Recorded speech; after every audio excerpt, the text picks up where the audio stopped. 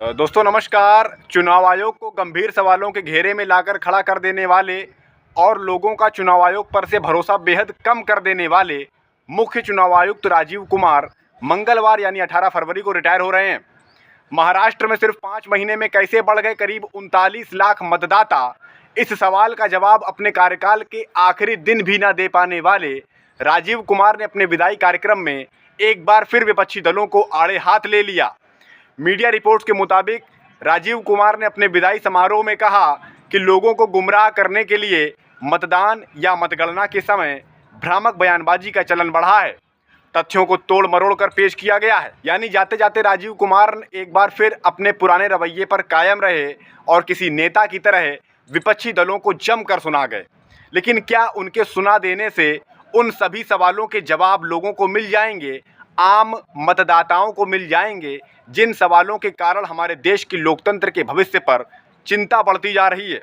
जब मुख्य चुनाव आयुक्त के पैनल पर सुप्रीम कोर्ट एक अहम सुनवाई करने जा रहा है, उसी वक्त ज्ञानेश कुमार को मुख्य चुनाव आयुक्त बना देने के क्या मायने हैं? ज्ञानेश कुमार का क्या बैकग्राउंड है? क्या वे चुनाव आयोग को भरोसेमंद बना पाएंगे? इन सभी बातों को समझने की कोशिश करेंगे। लेकिन पहले ये समझते हैं कि चुनाव आयोग को लेकर पिछले 2 साल में किस तरह के फैसले लिए गए और मुख्य चुनाव आयुक्त राजीव कुमार कैसे चुनाव आयोग को इतना अविश्वसनीय बनाकर जा रहे हैं। दोस्तों, देश में एक लंबे समय से चुनाव सुधार की मांग जोर पकड़ रही है।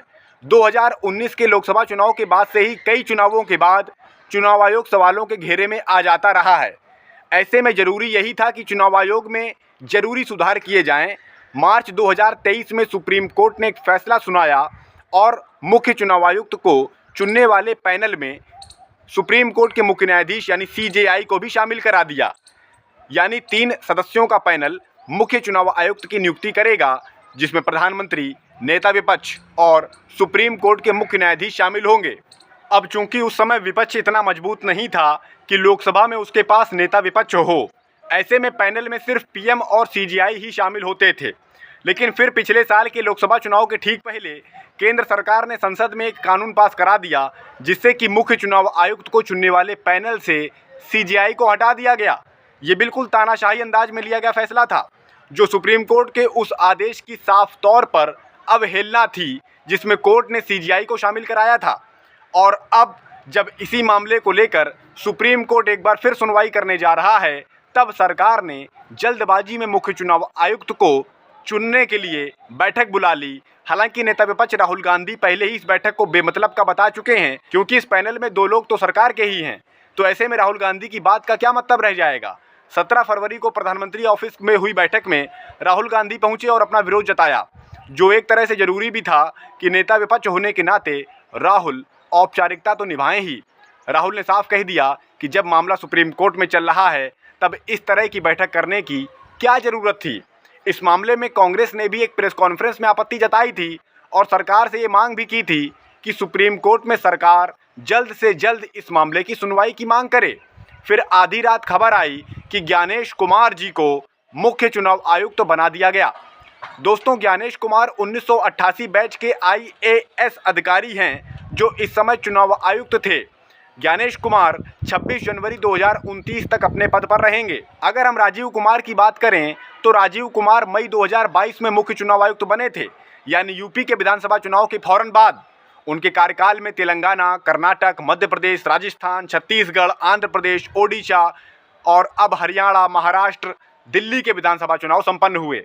लेकिन सबसे ज़्यादा सवाल हरियाणा और महाराष्ट्र के चुनावों पर उठे, जहां साफ तौर पर सत्ता विरोधी लहर देखी जा रही थी, समझी जा रही थी। लेकिन फिर भी नतीजे आने के बाद सरकार BJP या NDA की बन गई। हरियाणा चुनाव के नतीजे आने के बाद सवाल EVM की 99% चार्ज बैटरी पर उठने लगे, तो वहीं महाराष्ट्र चुनाव में तो गजब के ही परिणाम देखने को मिले। महाराष्ट्र चुनाव में EVM के साथ ही वोटर लिस्ट में भी हेरफेर करने के गंभीर आरोप लग गए। नेता विपक्ष राहुल गांधी ने कई मौक़ों पर ये बात कही है कि जिस राज्य में 5 साल में सिर्फ 32 लाख मतदाता बढ़े हों, उस राज्य में सिर्फ 5 महीने में कैसे बढ़ गए 39 लाख मतदाता। हालांकि राहुल ने कई मौक़ों पर अलग अलग डाटा का आकलन किया था, लेकिन आखिर में एक प्रेस कॉन्फ्रेंस में उन्होंने एग्जैक्ट डाटा दिया कि 39 लाख नए मतदाता कैसे बढ़ गए 5 महीने में। महाराष्ट्र जैसे ही सवाल दिल्ली में भी उठे, क्योंकि दिल्ली में महज 7 महीने में करीब 4 लाख मतदाता बढ़ गए, जबकि इसी दिल्ली में 5 सालों में 4 लाख मतदाता बढ़े थे। इन सभी तरह के सवालों का जिक्र आम आदमी से लेकर नेता, प्रवक्ता सब करते रहते हैं, लेकिन चुनाव आयोग ने इनके कभी संतुष्टिपूर्ण जवाब नहीं दिए। यानी राजीव कुमार इन सभी सवालों को आगे आने वाले मुख्य चुनाव आयुक्त के ऊपर छोड़कर जा रहे हैं। वैसे दोस्तों, नए मुख्य चुनाव आयुक्त बनाए गए ज्ञानेश कुमार का बैकग्राउंड समझना जरूरी है। इससे आप समझ जाएंगे कि ज्ञानेश कुमार संविधान के लिए क्या कर सकते हैं और भाजपा के लिए भी क्या कुछ कर सकते हैं। ज्ञानेश कुमार चुनाव आयुक्त बनने से पहले गृह मंत्रालय में एडिशनल सेक्रेटरी रहे हैं।